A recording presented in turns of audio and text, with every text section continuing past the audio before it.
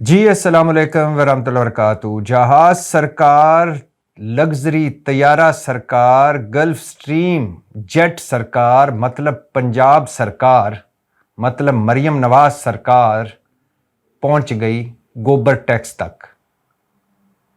گوبر ٹیکس بھی لگے گا، اس پر آج بات کرنی ہے، اور اس پر بھی بات کرنی ہے کہ بڑھتی مہنگائی، بڑھتی بے روزگاری اور آئی ایم ایف کی کڑی شرائط اور ہچکولے کھاتی معیشت۔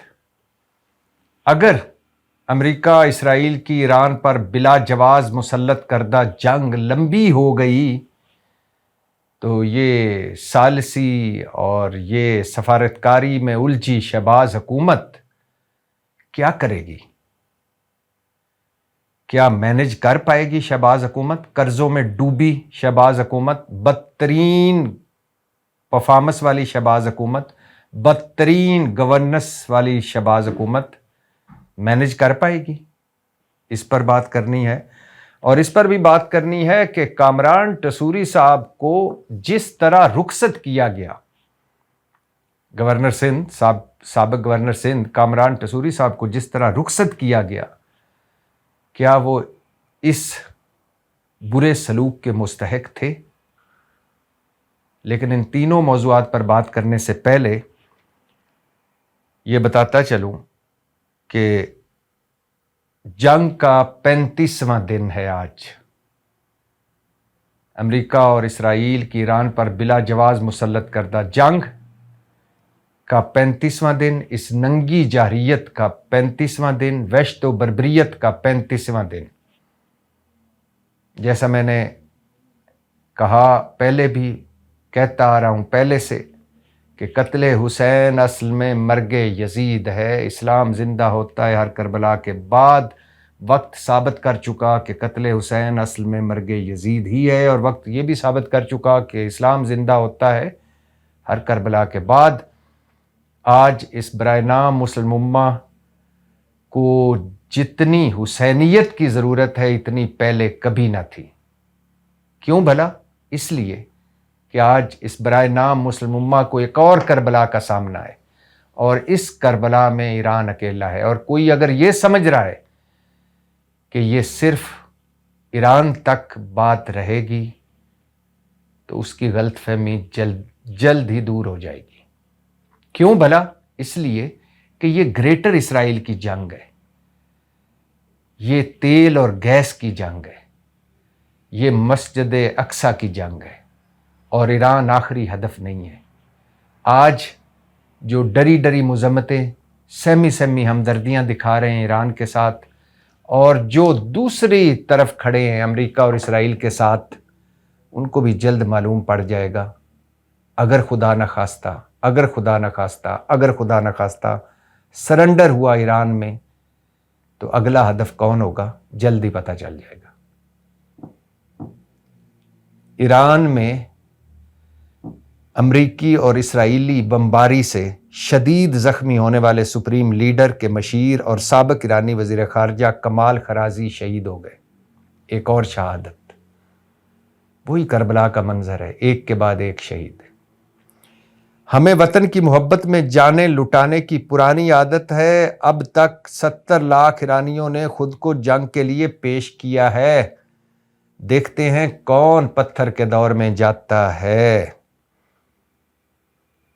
ایرانی صدر نے اور ایرانی وزیر خارجہ نے یہ پیغام پہنچایا ہے صدر ٹرمپ کو، جو کہہ رہے تھے گزشتہ روز اپنی 20 منٹی لا یعنی بے معنی اور بے مقصد تقریر قوم سے خطاب میں، کہ اب ہم شدت سے حملے کریں گے ایران پر اور ایران کو پتھر کے دور میں پہنچا دیں گے۔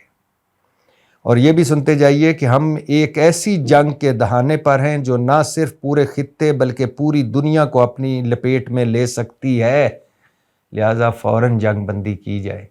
بے اختیار اور بے بس اقوام متحدہ کے سیکرٹری جنرل کی یہ پکار ہے۔ جس طرح بے عزت ہوا ہے اقوام متحدہ، جس طرح رسوا ہوا ہے یورپ اور ان کے جو دور معیار جس طرح امریکہ سامنے کھل کر آیا ہے اور جس طرح یہ مہذب دنیا بے عزت ہوئی ہے، اس کی کوئی مثال پہلے نہیں ملتی۔ اقوام متحدہ اور اس کے سیکرٹری جنرل کی کس نے سننی، اور خاص طور پر صدر ٹرمپ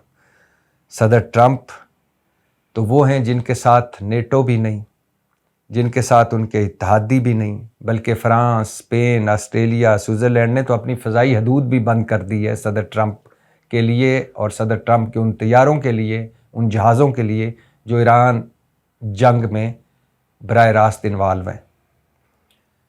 صدر ٹرمپ کے ساتھ تو اپنی عوام بھی نہیں۔ ہر تیسرا شخص کہہ رہا ہے کہ ایران جنگ ہماری جنگ نہیں، یہ جنگ بند کی جائے۔ صدر ٹرمپ کے ساتھ تو اقوام متحدہ بھی نہیں، کسی نے پوچھا ہی نہیں اقوام متحدہ سے۔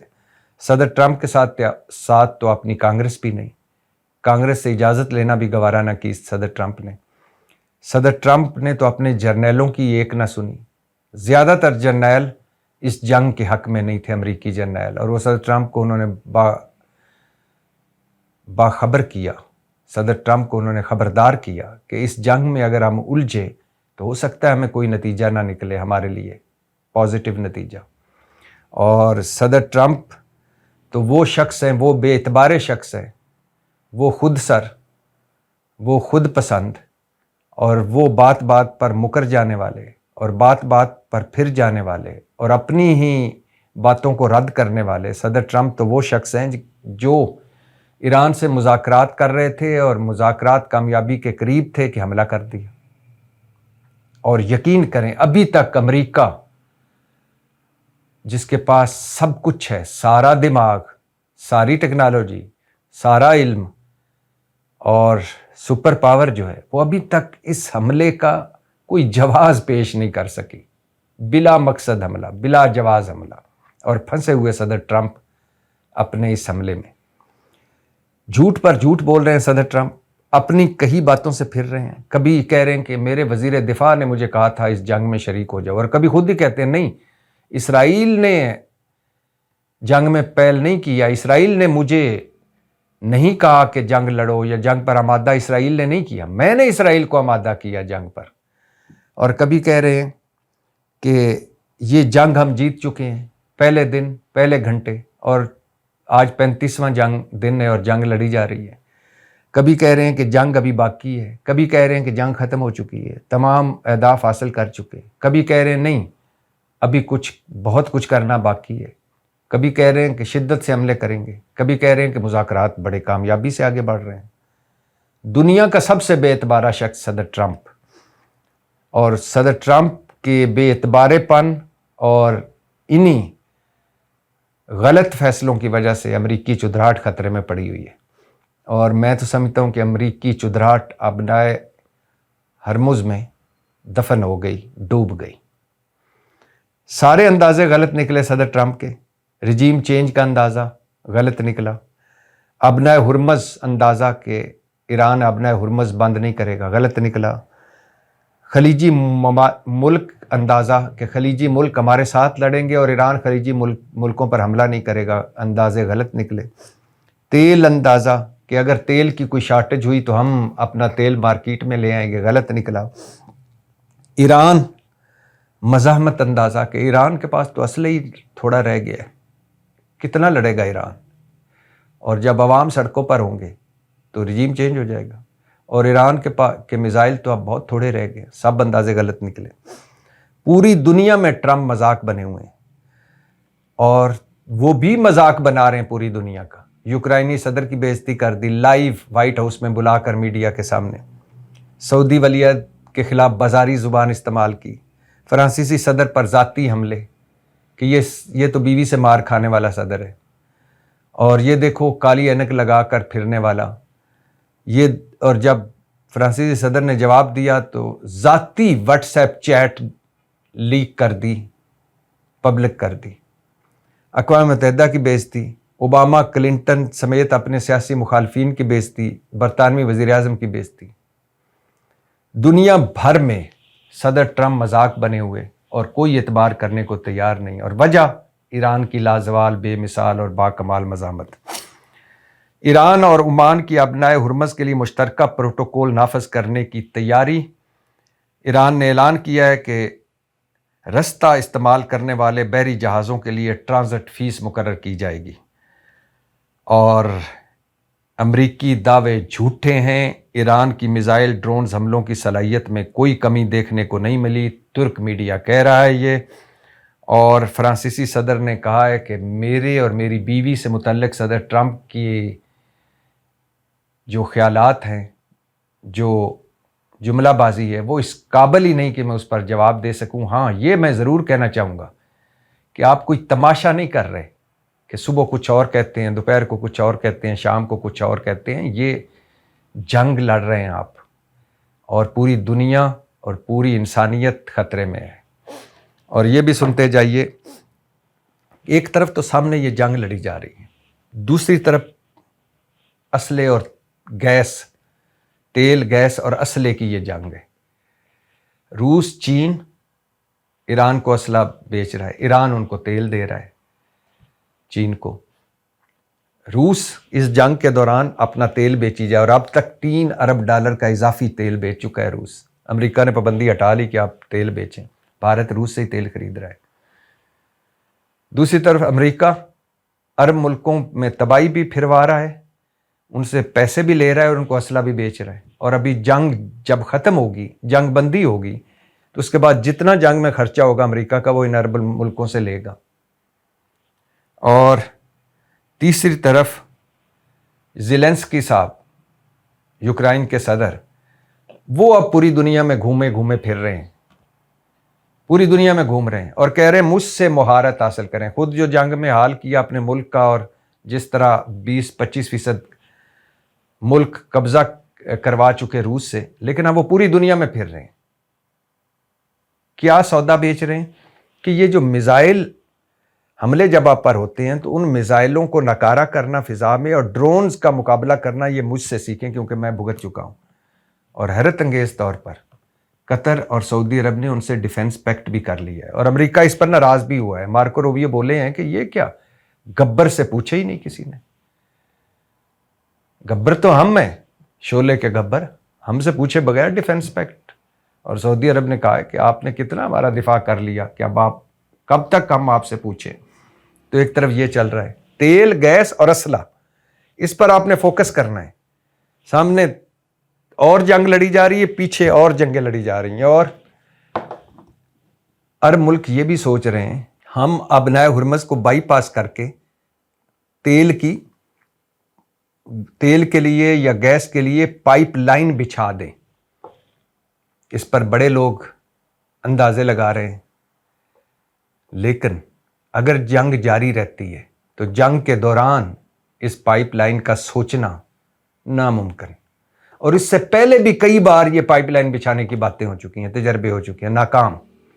اور تیسرا، اگر پائپ لائن بچھائی جاتی ہے تو یہ تو سالوں کا منصوبہ ہے، اور اس پر جتنا خرچہ آئے گا وہ تو اس سے بھی زیادہ۔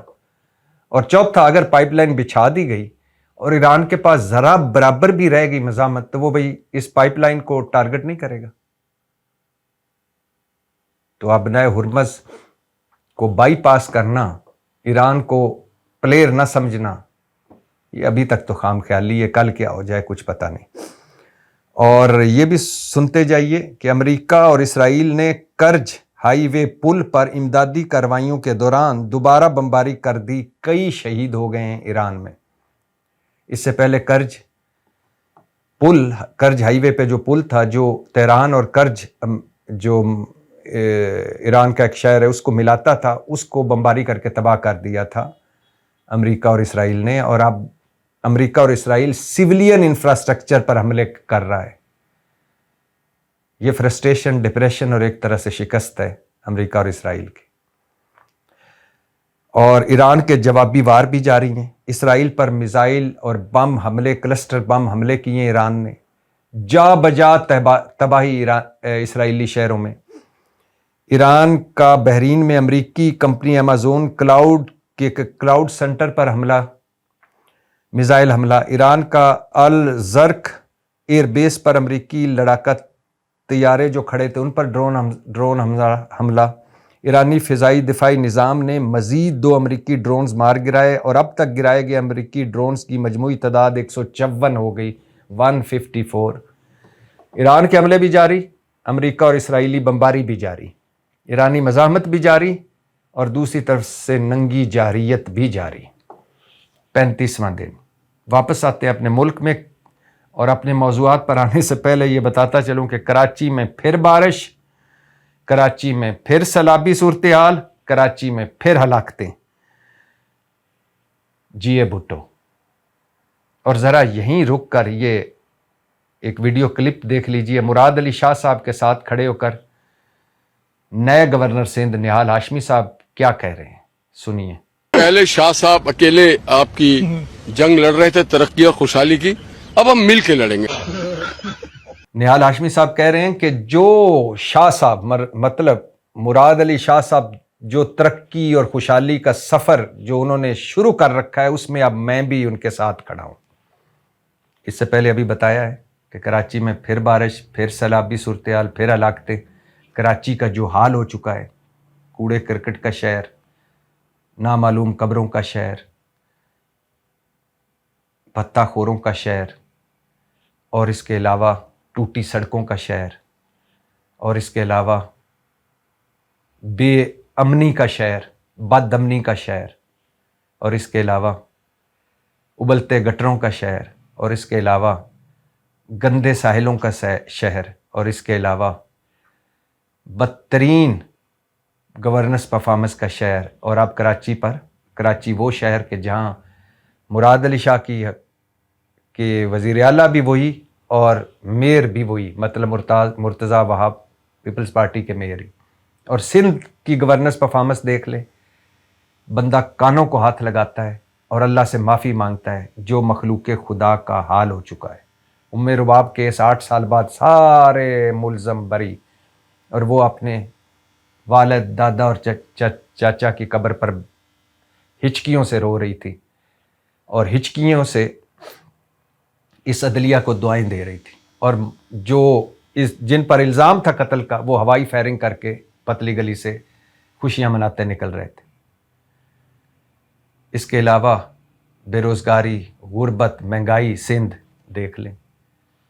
لاڑکانہ، صرف لاڑکانہ، جس نے بھٹو کو بھی اقتدار میں پہنچایا، جس نے بلاول بھٹو کو بھی، بے نظیر بھٹو کو بھی، لاڑکانہ میں کیا روٹی کپڑا اور مکان بھی مل رہا ہے ہر لاڑکانہ کے شہری کو؟ تو ایسی بدترین گورننس پرفارمنس، ترقی اور خوشحالی میں اب نہال ہاشمی صاحب بھی اپنا حصہ ڈالیں گے۔ اور نہال ہاشمی صاحب آئے کس کو ہٹوا کر؟ کامران ٹسوری صاحب، MQM کے کامران ٹسوری۔ اور کامران ٹسوری صاحب کی سن لیجئے۔ کامران ٹسوری صاحب، جیسا میں نے پہلے کہا کہ اپنے 3.5 سالہ گورنرشپ کے دور میں 15 لاکھ لوگوں کو انہوں نے راشن پہنچایا، راشن بیگ دیے، سحری افطاری 15 لاکھ لوگوں کو کرائی گورنر ہاؤس میں، اور بڑی باعزت طریقے سے بٹھا کر 25,000 لوگوں کو روزگار دیا، عمرے کی ٹکٹیں، موٹر سائیکلیں 12,000 لوگوں کو۔ اور انہوں نے باہر ایک بیل لگوائی ہوئی تھی کہ آؤ اور بیل بجاؤ اور آپ لوگوں کا مسئلہ حل ہو جائے گا، اور ساتھ ہی اس کے کمرہ تھا جس میں افسر بیٹھے ہوئے تھے، سٹاف بیٹھا ہوا تھا، جو بھی بیل کے لیے بجانے کے لیے آتا اس کا مسئلہ لکھ لیا جاتا، اور ایک اندازے کے مطابق 15 لاکھ لوگوں نے بیل بجائی، اور ایک اندازے کے مطابق 13.5 لاکھ لوگوں نے کے مسئلے حل کروائے کامران ٹسوری صاحب اور ان کی ٹیم نے۔ بچوں کو IT کورسز کروا رہے تھے، مفت کورسز کروا رہے تھے گورنر ہاؤس میں بڑی سی مارکی لگوا کر، اور تقریباً 1.5 لاکھ بچوں کو IT کورسز کروا چکے کامران ٹسوری صاحب، جو آخری بیچ ہے اگر اس کو اس میں شامل کیا جائے تو۔ اور ان سارے کاموں میں جو اچھی بات ہے، 1 روپیہ بھی سرکار کا نہ لگا، 1 روپیہ بھی قومی خزانے سے نہیں لگایا انہوں نے، سب اپنے لیے، اپنے پاس سے اور اپنے بزنس میں دوستوں سے اکٹھے کر کے پیسے یہ سارے کام کروائے، یہ راشن بیگ، یہ سحری افطاری، یہ عمرے کی ٹکٹیں، یہ موٹر سائیکلیں، یہ پلاٹ دینا، یہ جو سرکاری بیل بار جو گورنر ہاؤس کے لگائی ہوئی تھی اس کے جو کام اور اس ریلیٹڈ کام سارے پیسے، سارا خرچہ ان کا اپنا، اور ان کو ہٹایا گیا کس طرح کہ ڈی نوٹیفائی کیا گیا. یہ موقع بھی نہ دیا گیا کہ آپ ریزائن کر دیں، ڈی نوٹیفائی کیا گیا. پھر اس وقت ڈی نوٹیفائی کیا گیا جب رمضان کا آخری عشرہ شروع ہو چکا تھا اور سحریاں اور افطاریاں وہ کروا رہے تھے. والدہ ان کی بیمار تھیں، اسپتال میں تھیں اور وینٹیلیٹر پر تھیں. بچے ان کے، بیگم اور بچے عمرے پر گئے ہوئے تھے سعودی عرب. تو اچانک ڈی نوٹیفائی کیا گیا. اور پھر 2-3 بڑے اہم فنکشنز تھے گورنر ہاؤس میں جن کے کارڈ تقسیم ہو چکے تھے اگلے 1-2 دن میں. تو اتنا وقت بھی نہ دیا گیا اس بندے کو جس نے اسٹیبلشمنٹ کے لیے کئی ملکوں کا سفر کیا، اپنے طاقتور دوستوں کے لیے، ان کی امیج کے لیے، ان کے حق میں آواز اٹھانے کے لیے، اور جو مخلوق خدا کے لیے اتنا کچھ کر رہا تھا، اس کو ایک دن بھی نہ دیا کہ وہ اس کے بیوی بچے واپس آ جائیں. اتنا ٹائم بھی نہ دیا کہ اس کی والدہ وینٹیلیٹر سے واپس آ جائے. اتنا ٹائم بھی نہ دیا کہ وہ 1-2 دن اگلے جو اہم فنکشنز تھے وہ بھی بھگتا لے. ڈی نوٹیفائی کیا گیا. اور مجھ سے کسی نے پوچھا ایم کیو ایم نے اس پر کوئی احتجاج نہیں کیا. میں نے کہا کون سی ایم کیو ایم؟ وہ ایم کیو ایم جس کی اپنی نمائندگی 20-22 سیٹیں جو ہیں، کیا وہ دل پہ ہاتھ رکھ کے کہہ سکتے ہیں کہ یہ ہماری سیٹیں ہیں، ہمارا مینڈیٹ ہے؟ اور جب مینڈیٹ ہی اپنا نہ ہو تو پھر کون سی طاقت رہ جاتی ہے؟ اور پھر ایم کیو ایم میں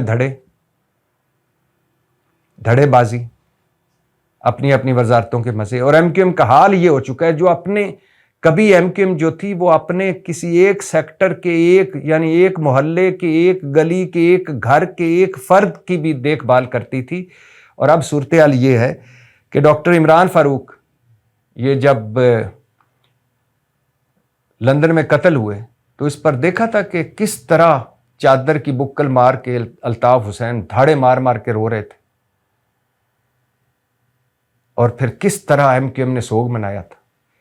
اسی ڈاکٹر عمران فاروق کی اہلیہ اور بچے لندن میں ان کا یہ حال ہو گیا کہ وہ ایک وقت کی روٹی سے محتاج ہو گئے. ایم کیو ایم نے پلٹ کر ان کی خبر نہ لی. الطاف حسین نے پلٹ کر جس کے لیے وہ مگرمچھ کے آنسو بہا رہے تھے یا رو رہے تھے، پلٹ کر خبر نہ لی. اور جب کامران ٹسوری کو پتہ چلا تو انہوں نے ذاتی جیب سے ان کے گھر لندن میں گھر کا کرایہ دینا شروع کیا اور بچوں کے تعلیمی اخراجات اور خرچہ دینا شروع کیا، اور آج تک جاری ہے. پھر ایم کیو ایم کی دورہ معیار دیکھیں.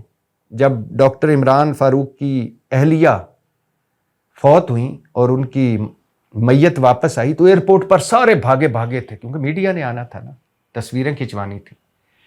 لیکن اس کے بعد کوئی بھی ان کے گھر نہ گیا. اور ابھی میں ڈاکٹر عمران فاروق کے بیٹے کا ایک ویڈیو کلپ دیکھ رہا تھا جس میں وہ کامران ٹسوری کی شکریہ ادا کر رہے تھے اور کہہ رہے تھے کہ عید آئی میری والدہ کے بغیر اور والد کے بغیر، اور میں خالہ کے یہاں رہ رہا ہوں اور کوئی بھی نہیں آیا، اور آپ نے کیک بھجوایا، آپ نے مجھے 5 لاکھ عیدی بھجوائی، آپ کا شکریہ. ابھی بھی وہ جو لندن میں پڑھائی اور باقی اخراجات ہیں وہ کامران ٹسوری صاحب دے رہے ہیں. یہ حال ہے ایم کیو ایم کا، جو اپنوں کو بھول گئی، جو اپنوں کے کام نہیں آ رہی. مصطفیٰ کمال صاحب ملک در ملک فتح کر رہے ہیں، وزیر صحت، کتنی بڑی وزارت ہے. خالد مقبول صدیقی صاحب وزارت، ایم کیو ایم 20-22 ممبر. تو جب یہ حال ہو اپنے اندر تو انہوں نے کامران ٹسوری صاحب کی کیا، ان کے جانے پر یا ان کے اس طرح جانے پر کیا احتجاج کرنا تھا. اور پھر یہ بھی سن لیجئے، میں نے ایک باخبر اپنے دوست صحافی دوست سے پوچھا کہ یہ اچانک کتنی ایمرجنسی میں کامران ٹسوری صاحب کو کیوں ہٹا دیا گیا؟ انہوں نے کہا بھائی 28ویں آئینی ترمیم بھی تو منظور کروانی ہے. پھر میں نے سوچا کہ کامران ٹسوری صاحب کے جانے پر جہاں مسلم لیگ خوش ہوگی اور اپنا بندہ انہوں نے لگوا لیا، وہاں پیپلز پارٹی بھی خوش ہوگی کہ اب کوئی بندہ ایسا نہیں رہا کہ جو ان کی بیڈ گورننس پر انگلیاں اٹھائے, جو کراچی کے مسائل پر بولے, جو گل پلازا کے سامنے کھڑا ہو کر حکومت کو کوسے, جو لوگوں کی مدد کرے, اور لوگ پیپلز پارٹی کے بجائے سندھ میں کامران ٹسوری کے حق میں نعرے ماریں, تو ایسے بندے کو بھلا کیوں زرداری صاحب چاہیں گے کہ وہ سندھ اور کراچی میں بیٹھ کر ہم پر بولے اور ہم پر تنقید کرے؟ تو پھر مسلم لیگ بھی خوش, اپنا بندہ لگ گیا, پیپلز پارٹی بھی خوش, ہمارا ایک جو ہمیں جو ٹکے ٹکے کی باتیں سناتا تھا وہ چلا گیا. اور یہ وہی زرداری صاحب ہیں جن کی جو کمائی کھا رہے ہیں بے نظیر بھٹو صاحبہ کی, اور بے نظیر بھٹو صاحبہ نے کامران ٹسوری صاحب کو بھائی بنایا ہوا تھا. مشکل وقت میں مشرف دور میں پاسپورٹ بنوا کر دیا بے نظیر بھٹو کو اور نصرت بھٹو کو کامران ٹسوری صاحب نے. اور یہ وہی زرداری صاحب ہیں جنہوں نے اس وقت جذباتی انداز میں ساتھ کھڑے ہو کر کہا کامران بھائی آپ کا یہ احسان میں کیا میرے بچے بھی یاد رکھیں گے, اور میرے بچے بھی احسان مند رہیں گے. یہ احسان اتارا. حضرت علی علیہ السلام کا قول یاد آ رہا ہے کہ جس پر احسان کرو اس کے شر سے بچو. کامران ٹسوری صاحب, دکھ اور تکلیف کی بات ہے کہ کامران ٹسوری صاحب شر سے نہ بچ پائے. بہرحال پنجاب حکومت پر آتے ہیں, مریم نواز حکومت پر آتے ہیں, جہاز حکومت پر آتے ہیں, لگژری طیارہ حکومت پہ آتے ہیں, گلف سٹریم سرکار پر آتے ہیں. پنجاب میں بھینسوں کے گوبر پر ٹیکس لگے گا, فی بھینس 30 روپے, مطلب بھینسوں پر ٹیکس بھی لگ گیا. مبارک, بھینسوں پر ٹیکس. اس کے بعد لگے گا کھوتوں اور گھوڑوں پر ٹیکس. اس کے بعد لگے گا بکریوں پر ٹیکس, کیونکہ بکریاں بھی مینگنے دیتی ہیں, اور جس طرح یہ ہمیں مینگنوں بھرا دودھ 77-78 سال سے یہ حکمران دے رہے ہیں, تو اس پر بھی ٹیکس. قبروں پر ٹیکس بھی لگے گا. ویسے تو آج کل کفن دفن بھی بہت مہنگا ہو گیا ہے, اور قبریں بھی وہ بھی خریدی جاتی ہیں, لیکن جو پہلے مردے دفن ہو چکے اور جن کے ہوں گے, میری تو خواہش ہے کہ یہ سرکار کہے کہ آپ کے کتنے رشتہ دار فوت ہو چکے ہیں, ان کی کتنی قبریں ہیں, ان قبروں پر بھی ٹیکس دو. اور اس کے بعد یقین کریں سانس لینے پہ ٹیکس, نہانے پہ ٹیکس. ویسے نہانے پہ ٹیکس تو دیتے ہی ہیں, پانی بھی خریدا ہی جاتا ہے, اور ٹول ٹیکس بھی بڑھ گیا, پٹرول بھی آئے روز بڑھ رہا ہے. اور پنجاب, کیا کہنے پنجاب کے, مریم نواز صاحبہ, میرٹ کیا ہے, میں نواز شریف صاحب کی بیٹی ہوں. کتنی ان کی سیاست کیا ہے, کتنی اچھی سیاست ہے. میں کیا, میری بیرون ملک کیا, میری اندرون ملک کوئی جائیداد نہیں. اور اگلے سال 2.25 ارب کا انہوں نے خود ڈکلیئر کیا اپنے الیکشن گوشواروں میں. سیاست کیا ہے ان کی, میں جیل کے ڈیتھ سیل میں فرائی پین سے کپڑے استری کیا کرتی تھی, اور اربوں روپے کی جائیداد, ایک دن بھی نہ کام کیا نہ کاروبار کیا. اربوں روپے کی سرکاری تشہیر کی, جس میں اپنے اشتہار تھے 60 صفوں کے ضمیمے چھپے اخباروں میں, اپنی تصویروں بھرے. اربوں روپے کی سرکاری تشہیر اپنی اور اپنے والد کی, اپنے اور اپنے والد کے نام پر سرکاری منصوبے, چارٹر جہازوں پر بما لویال اور بما لاڈلے اور چہتے, جاپان, برازیل, تھائی لینڈ کے دورے, لگژری جہاز خریدنا, گلف سٹریم جیٹ طیارہ 10-11 ارب کا, جس کا سالانہ خرچہ 86.5 کروڑ, جو 1 گھنٹے میں 2100 لیٹر پٹرول پھونکے, 19 سیٹوں والا. بھلا کسی اور وزیر اعلیٰ کی جرت ہے کہ وہ یہ کرے, جہاز خریدے, چارٹر جہازوں پر باہر جائے. سہیل افریدی کا تو اب پاسپورٹ ہی منسوخ ہے, وہ تو ملک کے اندر ہی پھر سکتا ہے. اور پنجاب کا حال, جہاز وہ ہے کہ جس پر جو پائلٹ ہیں وہ ڈالروں میں تنخواہیں لیتے ہیں.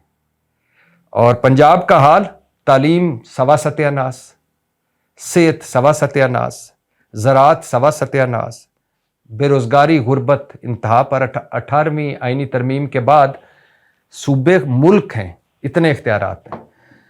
بے روزگاری، غربت انتہا پر. اور پھر یہی نہیں، خود جہاز نہیں خریدا، بیوروکریسی کو تحفے دیے پیٹرول کے، ارب سوا ارب کے اضافی پیٹرول، بیوروکریسی کو تحفے دیے، نئی گاڑیوں کے ارب سوا ارب کی نئی گاڑیاں، اور سیکیورٹی کے لیے بھی وی آئی پی سیکیورٹی کے لیے بھی گاڑیاں خریدنے کی منظوری. اور یہی نہیں، اپنے والد جو اس وقت جن کے پاس کوئی سرکاری عہدہ نہیں، ان کو وی آئی پی پروٹوکول 15 20 25 گاڑیوں کا قافلہ ان کے ساتھ چلتا ہے. تو یہ مریم نواز حکومت اب بھینس ٹیکس بھی لگائے گی، گوبر ٹیکس بھی لگائے گی. مبارک ہو میرے پاکستانیوں. یہ ہوتی ہے اصلی تے ودیہ کھوئے ملائی والی گورننس. اور سنتے جائیے، مرکز میں FBR بھی سرگرم عمل ہے، اور کل تک جس سوشل میڈیا کو جھولیاں اٹھا کر ہر کوئی بد دعائیں دے رہا تھا، گٹر کہہ رہا تھا، برا کہہ رہا تھا، اب جب ٹیکس شارٹیج ہوئی ہے، ٹیکس پورا نہیں ہو رہا، ٹیکس کلیکشن IMF کے ساتھ جتنا وعدہ کیا گیا تھا، تو اب سوچا جا رہا ہے کہ سوشل میڈیا پر بھی ٹیکس لگایا جائے. 1 سال میں 50,000 ویوز لینے والے سوشل میڈیا اکاؤنٹ کاروبار تصور ہوں گے. سوشل میڈیا پر ایک سمائی میں 12,500 ویوز کاروبار تصور کر کے ان سے ٹیکس لیا جائے گا. یوٹیوب پر 1000 ویوز 195 روپے اسے آمدن تصور کیا جائے گا اور ٹیکس لیا جائے گا. یہ تجاویز بھی گردش میں ہیں. تو میرے بھائیوں، کچھ عرصے بعد آپ نے پینٹ پہنی ہے، شلوار یا لنگی، ان تینوں کا علیحدہ علیحدہ ٹیکس ہوگا. آپ نے کس رنگ کے کپڑے پہنے، اس کا بھی ٹیکس ہوگا. اور آپ نے جنگیا پہنا ہے، لانگ شرٹ لانگ پہنی ہے، نکر پہنی ہے، اس کا بھی ٹیکس ہوگا. تیار رہیے. اور یہ سارے ٹیکس ہم دے کیوں رہے ہیں؟ اس لیے دے رہے ہیں کہ 27 کلومیٹر والے اسلام آباد میں 60 وزیر، مشیر، معاونین رکھے ہوئے ہیں شہباز شریف نے، اور جنگ لگی ہوئی ہے. ہمیں کہہ رہے ہیں قربانیاں دیں، اور ہمیں مہنگائی بھی بڑھا رہے ہیں، ہم پر پیٹرول بم بھی گرا رہے ہیں، بجلی بم بھی گرا رہے ہیں، اور خود وزیر کم نہیں کر رہے. چند وہ نمائشی قسم کے کیے وہ اقدامات ذرا آن گراؤنڈ دیکھ لیں کتنے پورے ہوئے ہیں. یہ اس لیے ہم نے گوبر ٹیکس اور سوشل میڈیا ٹیکس دینا ہے، بھینس ٹیکس دینا ہے، کیونکہ ججوں کی مرات اور سہولتیں بڑھا دی گئی ہیں، کیونکہ وزیروں کی تنخواہیں بڑھا دی گئی ہیں، کیونکہ ارکان اسمبلی کی تنخواہیں بڑھا دی گئی ہیں، کیونکہ ایوان صدر کا بجٹ بڑھا دیا گیا ہے، کیونکہ وزیر اعظم ہاؤس کا بجٹ بڑھا دیا گیا ہے، کیونکہ طبقہ اشرافیہ کو UNDP رپورٹ کے مطابق $17 ارب سالانہ مراد سہولیات سبسڈیز دینی ہے، کیونکہ لٹ مار اور چوری کو نہیں روکنا، کیونکہ IPPs ڈاکے جاری ہیں، کیونکہ ایلیٹ کلاس کو ہر سہولت دینی ہے. اس لیے ہمیں نچوڑنا ہے. ہماری بھینسوں اور ان کے گوبر پر بھی ٹیکس اس لیے لگنا ہے کیونکہ ہم نے ان کے منہ بھرنے ہیں، ان کے پیٹ بھرنے ہیں. ہم نے، یہ ملک ہے ہی بڑوں کا 5% کا، ہم تو اس میں خواہ مخواہ ہیں. تو مبارک ہو کہ یہ وہ لوگ ہیں جو ہم میں سے نہیں ہیں. میں یہ اس لیے کہہ رہا ہوں کہ ان کا نلکا، پانی پینے والا نلکا اور ہمارا نلکا ایک نہیں ہے. ان کا اسپتال اور ہمارا اسپتال ایک نہیں ہے. ان کا سکول اور ہمارا سکول ایک نہیں ہے. ان کی شاپنگ گاہیں اور ہماری شاپنگ گاہیں ایک نہیں ہیں. ان کے بازار اور ہمارے بازار ایک نہیں ہیں. ان کے گھر اور ہمارے گھر ایک جیسے نہیں ہیں. ان کا رہن سہن کھانا پینا اور ہمارا رہن سہن کھانا پینا ایک جیسا نہیں ہے. یہ نہ ہم میں سے ہیں، نہ یہ ہمارے ہیں، نہ ہم سے ان کا کوئی لینا دینا. یہ صرف حکمرانیاں کرنے آتے ہیں. 6 بر اعظموں میں جائیدادیں، اولادیں، پوشاکیں، خوراکیں، دوائیاں، ڈاکٹر، حکمرانیاں یہاں. اور یہاں جب دماغ خالی ہوں، دماغوں میں گوبر ہو، تو گوبر ٹیکس تو لگنا ہی ہے. پاکستان زندہ باد.